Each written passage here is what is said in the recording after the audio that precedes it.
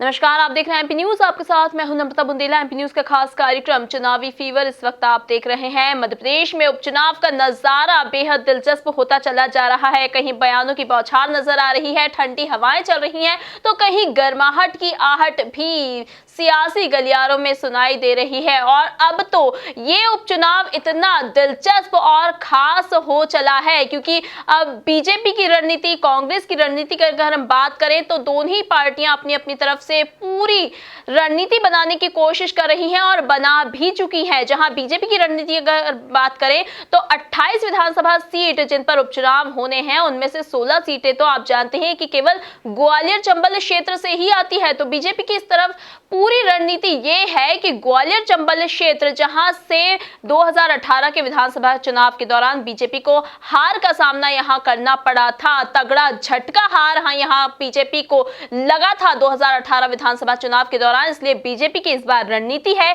कि वो पुरजोर कोशिश करे और इस बार के जो उपचुनाव हो रहे हैं ग्वालियर चंबल क्षेत्र में खास तौर से पूरा फोकस बीजेपी का इस बार है कि यहां की जो भी सीटें हैं 16 की 16 सीटों पर पूरी जीत दर्ज कराने की तैयारी इस बार बीजेपी कर रही है। वहीं अगर कांग्रेस की अगर हम बात करें तो कांग्रेस की इस बार रणनीति है कि जिस तरह से 2018 के विधानसभा चुनाव में कांग्रेस ने यहां जीत दर्ज करवाई थी, ठीक उसी तरह से यहां कांग्रेस पूरी तरह से फोकस कर रही है। शहरी इलाकों के साथ ग्रामीण क्षेत्रों में भी लगातार फोकस बना हुआ है कांग्रेस का।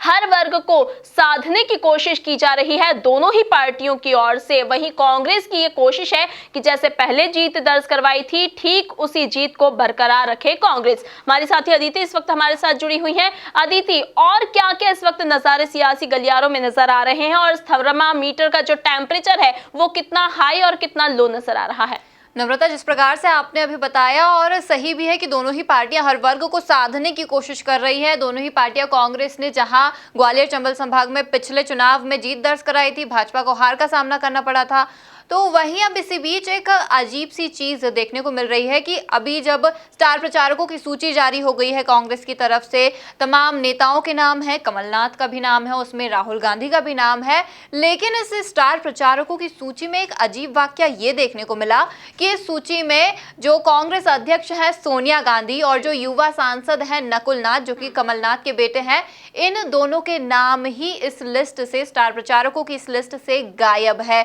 तो वही अब बीजेपी की तरफ से अंदेशा लगाया जा रहा है कि आपसी घमासान मचा हुआ है कांग्रेस के अंदर, गृह युद्ध मचा हुआ है और नामों को लेकर भी यहां तक घमासान मचा हुआ लड़ाई देखी जा रही है। क्योंकि पहले भी कई बार बीजेपी ये कह चुकी है कि पदों को लेकर जो कांग्रेस है, कांग्रेस में लगातार अंतर्कलह मची रहती है, लेकिन अब तो स्टार प्रचारकों के नाम को लेकर, इस सूची को लेकर भी अंतर्कलह देखी जा सकती है। और इसमें सबसे बड़ी ये बात सामने आ रही है कि इस लिस्ट में यहां तक कि कंप्यूटर बाबा का नाम भी शामिल है, लेकिन जो अध्यक्ष है कांग्रेस की, उनका ही नाम नहीं है और युवा सांसद नकुल नाथ का नाम भी इससे गायब है। ये काफी दिलचस्प लग रहा है।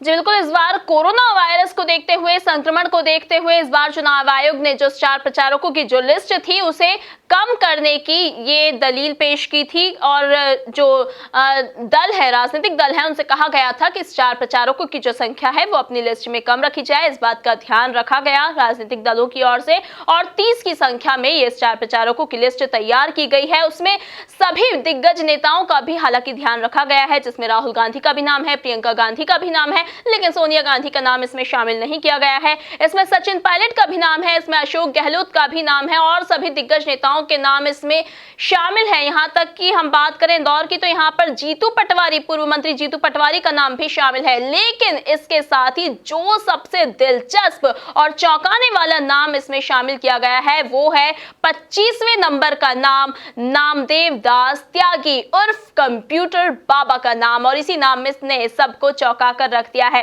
हालांकि कंप्यूटर बाबा की अगर हम बात करें तो वो इंदौर के रहने वाले हैं और 1998 में उन्हें कंप्यूटर बाबा का नाम दिया गया था। उन्हें एक संत द्वारा ये नाम 1998 में दिया गया था और तब से ही लोग उन्हें कंप्यूटर बाबा के नाम से जानने लगे हैं। और उन्हें नाम इसलिए दिया गया था, इसकी भी एक खास वजह हम आपको बताते हैं, क्योंकि कहा जाता है कि कंप्यूटर बाबा का बहुत ज्यादा शार्प माइंड है, उनकी याददाश्त इतनी ज्यादा तेज है कि वो अगर एक बार किसी को देख देख लें तो उसे महीनों सालों तक नहीं भूलते हैं और उनकी याददाश्त को ध्यान में रखते हुए, उनके तेज दिमाग को ध्यान में रखते हुए ही उन्हें कंप्यूटर बाबा का ये नाम दिया गया था। अगर उनके राजनीतिक करियर की अगर हम बात करें तो उन्होंने शिवराज सरकार के दौरान राज्य मंत्री बनने से राजनीतिक करियर की शुरुआत की थी, लेकिन कुछ समय बाद वे सीएम शिवराज से नाराज नजर आए और उन्होंने बीजेपी को ही त्याग दिया और कांग्रेस का दामन थाम लिया। और अब आज जब कांग्रेस के स्टार प्रचारकों की लिस्ट जारी हुई तब उसमें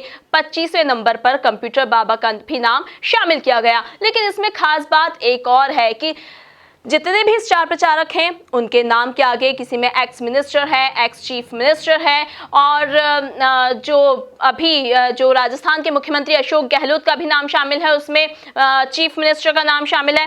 लेकिन कंप्यूटर बाबा का एक अकेला नाम पूरी लिस्ट में ऐसा है कि उनके नाम के आगे सोशल वर्कर लिखा हुआ है। ये अदिति खास बात है। बिल्कुल नम्रता, जिस प्रकार से आप बोल रही हैं, जिस प्रकार से आपने बताया कि तमाम नेताओं का इस पाले से उस पाले में, जैसे कंप्यूटर बाबा ने पहले शिवराज सरकार में थे, वो फिर कांग्रेस ज्वाइन कर ली, शिवराज सरकार से वो खफा हो गए। लेकिन इसी बीच एक और नई चीज देखने को मिली पिछले कुछ दिनों पहले, जब हमने देखा था कि जो जगमोहन वर्मा बीजेपी के एक नेता है, वे बीजेपी से नाराज होकर उन्होंने शिवसेना का दामन थाम लिया था और उन्होंने सांवेर से शिवसेना की तरफ से नामांकन फॉर्म भरा था। तब से ही कांग्रेस और बीजेपी दोनों के माथे पर एक चिंता की लकीरें नजर आ रही थी, तनाव बढ़ गया था।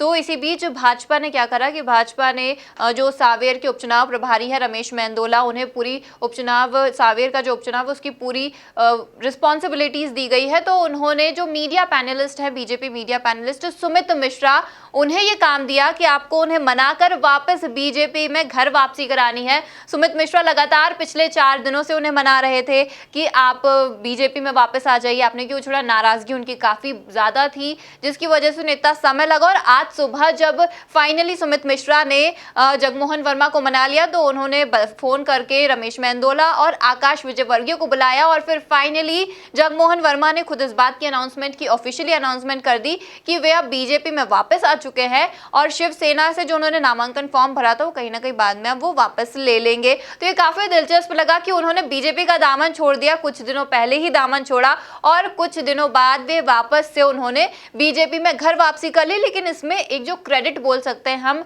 ये क्रेडिट हम रमेश मेंदोला को देना चाहेंगे क्योंकि ये उनकी ही सूझबूझ है। उन्होंने इतनी रणनीति तैयार करी और जिसके बाद अब जगमोहन वर्मा की, जो कि हो सकता था कि कांग्रेस और बीजेपी और खासकर बीजेपी के लिए शायद एक बोल सकते हैं, बन सकते थे एक बीच में क्या बोल सकते हैं उसे कि रोड़ा बन सकते थे जीत में, तो उन्होंने उस रोड़े को हटाकर वापस से उन्होंने घर वापसी करा ली है जगमोहन वर्मा की। जी बिल्कुल, अगर डैमेज कंट्रोल की यहाँ बात करें तो इस वक्त डैमेज कंट्रोल का जो नजारा है वो इस बार थोड़ा कम ही नजर आ रहा है, क्योंकि आमतौर पर जब भी चुनाव होते हैं तो डैमेज कंट्रोल की ये जो रणनीति है वो पार्टियों की तरफ से शुरू हो जाती है। लेकिन इस बार तो मध्य प्रदेश की सियासत का नजारा ही काफी अलग और काफी दिलचस्प भी है। लेकिन जगमोहन वर्मा की, जैसा कि अदिति ने बताया कि अब वापसी तो हो ही चुकी है और विधायक रमेश मेंदोला, इसमें खास नाम यही सामने आ रहा है डैमेज कंट्रोल को लेकर। लेकिन अगर वार पलटवार और बयानों की बौछार की बात करें तो वो इस वक्त मध्य प्रदेश में काफी ज्यादा नजर आ रही है। बात अगर मुख्यमंत्री शिवराज सिंह चौहान की करें, पूर्व मुख्यमंत्री कमलनाथ की करें, तो इन दोनों के निशाने पर हमेशा एक दूसरे ही इस वक्त नजर आ रहे हैं। जब पूर्व मुख्यमंत्री कमलनाथ मंच पर जाते हैं, भाषण देते हैं, तो उनके निशाने पर बीजेपी तो रहती ही है और खास तौर से मुख्यमंत्री शिवराज सिंह चौहान का नाम वो लेना कभी भी नहीं भूलते हैं, उन पर निशाना साधना कभी नहीं भूलते हैं। वहीं अगर हम सीएम शिवराज की बात करें तो वो भी जब भी मंच पर जाते हैं तो वो कांग्रेस को तो आड़े हाथों लेते ही हैं, लेकिन सीएम शिवराज का नाम वे भी कभी लेना नहीं भूलते हैं। पूर्व मुख्यमंत्री कमलनाथ का नाम लेना कभी नहीं भूलते हैं। और ऐसा ही कुछ नजारा इस वक्त सियासी गलियारों में नजर आ रहा है। जब मुख्यमंत्री शिवराज सिंह चौहान सांची पहुंचे, वहां पर जो बीजेपी प्रत्याशी हैं प्रभुराम चौधरी, उनके पक्ष में वो चुनाव प्रचार कर रहे थे, मंच से भाषण दे रहे थे। तो वहीं जो देवनगर से सांची सीट है, अब वो जब देवनगर पहुंचते हैं तो उन्होंने वहां पर जनता को लुभाने की पूरी कोशिश की। जनता से कहा कि अगर आसपास की पंचायतें मान जाती हैं तो वे देवनगर को भी नगर पंचायत बना देंगे। इसके बाद छात्राओं की बारी आई, जैसा कि वो हमेशा अपने भाषण में भांजे भांजियों शब्द का इस्तेमाल करते रहते हैं, तो उन्होंने वहां मंच से कहा कि मामा मंच से कह रहा है बेटियों खूब पढ़ो, जो भी भांजे भांजी मेरिट में आएंगे उनकी जो फीस है वो मामा की सरकार भरेगी। इसके बाद उन्होंने किसानों से बोला कि किसानों का कर्ज कमलनाथ ने पूरी तरह से माफ नहीं किया, जैसा कि वो हर बार कहते हैं। आप चिंता मत करना किसान भाइयों, इस तरह के शब्द उन्होंने कहा कि आपका जो भी फसलों का मुआवजा है, खराब फसलों का जो मुआवजा है वो हम आपको देंगे। इसके साथ ही अब बारी आई पूर्व मुख्यमंत्री कमलनाथ की और उन पर निशाना साधा सीएम शिवराज ने, और उन्होंने कहा कि कमलनाथ के पाप का घड़ा 1.25 साल में ही भर चुका था और ये घड़ा फोड़ा है प्रभुराम चौधरी और ज्योतिरादित्य सिंधिया ने। इस तरह के शब्द उन्होंने वहां पर इस्तेमाल किए।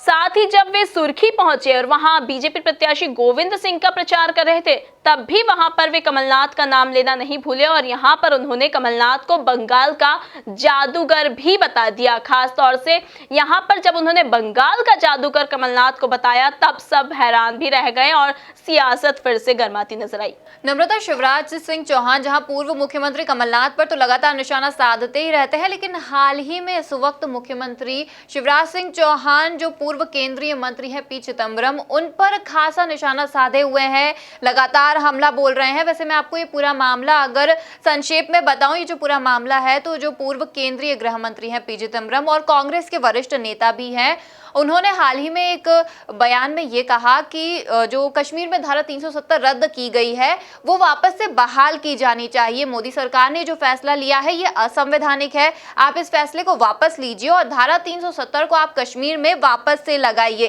कांग्रेस तो हमेशा से ही कश्मीर वालों के लिए या फिर जो भी कश्मीर की जनता है उनके हित के बारे में सोचे, तो आपको ये वापस ले लेना चाहिए। तो वहीं सीएम शिवराज सिंह चौहान ने पी चिदम्बरम पर निशाना साधा। उन्होंने कहा कि अब तो कांग्रेस की जो भाषा है वो धीरे धीरे चीन और पाकिस्तान की तरह होने लग गई है, वे उसी तरह की भाषा का प्रयोग करते हैं और इन भाषा के प्रयोग से उनके एजेंडे का पता चल रहा है हमें कि किस प्रकार के हैं। और मतलब 370 धारा जिसको काफी समय से लोग बोल रहे थे हटाई जानी चाहिए, लेकिन इसी बीच जब इनका पूर्व केंद्रीय मंत्री का ये बयान आया पी चिदम्बरम का, तो काफी चौंकाने वाला था।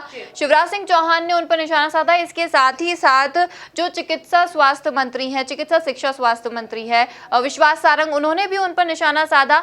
लेकिन इसमें एक दिलचस्प ये लगा मामला कि जब कमलनाथ से इस बारे में पूछताछ की गई, मतलब कमलनाथ से जब बात की गई, तो कमलनाथ इस क्वेश्चन को टालते हुए नजर आए, इन सवालों से बचते हुए नजर आए। मतलब उन्होंने इस पर कोई कमेंट नहीं किया, कोई बयान नहीं दिया, क्योंकि ये काफी कॉन्स्पिरेसी वाला मामला अब नजर आ रहा है और हो सकता है आने वाले समय में ये सियासत का एक टॉप मुद्दा भी बन जाए।